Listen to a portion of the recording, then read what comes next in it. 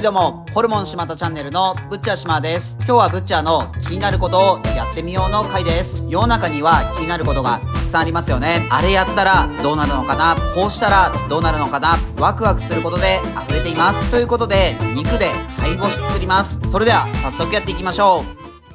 今日は灰干しを作ります。灰干しと思った人も多いですよね。灰干しとは火山灰を使って魚の干物を作る製法です。ということで今日は火山灰を用意しました。これは今年の8月に鹿児島の桜島の噴火で採取した火山灰です。灰干しは内臓を取って開いた魚を火山灰の中で空気に触れさせず、長い時間かけて水分と余分な油を抜きます。そのため魚が酸化されず臭みが少ない干物に仕上がるそうです。灰干しの発祥は1960年代頃、和歌山県和歌山市雑賀崎と言われています。現在では鹿児島の桜島の灰を使った商品なども売られています。今日はこの火山灰と肉を使って肉の灰干しに挑戦しています。何もしないお肉と灰干ししたお肉を食べ比べてどんな変化があるのか確かめてみます。今回用意したのは国産のサーロインです。灰干しは魚を水分を通す特殊なセロハンで包み、その上に灰をかぶせ、布や布巾をかぶせて干物を作ります。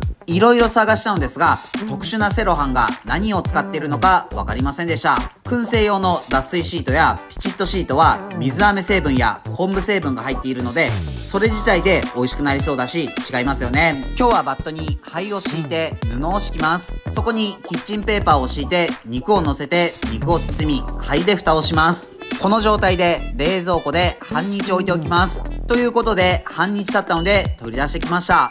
若干ステーキの形に灰の色が変わっていますね。それでは布を取り外します。結構肉のドリップを吸っていますね。中のキッチンペーパーは真っ赤です。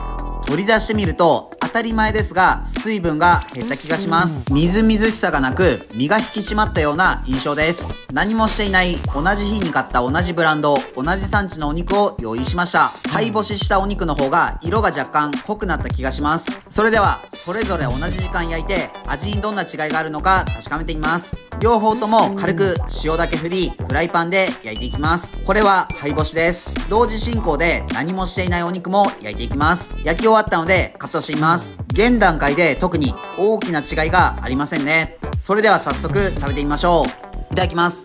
今日は東京都昭島市の稲佐ブルーイングと島根県松江市の松江ビアヘルンのコラボ商品です。島根県産坂錦を使用した吟醸焙煎です。色は少し濁ったような黄色です。清酒×バナナフルーティーとありますが、バナナっぽい香りはもちろんですが、自分は生の桃をかじったようなフルーティーでジューシーな甘い香りを感じます。優しい飲み口でとても飲みやすいです。パンチの効いた料理に合わせるよりは和食などと相性が良さそうです。それではまずは何もしていないサーロインから食べてみます。赤身と脂身のバランスがちょうどいいですね。2口3口と食べたくなります。きっと灰干しの方が余分な水分が抜けた分、旨味が凝縮されているはずです。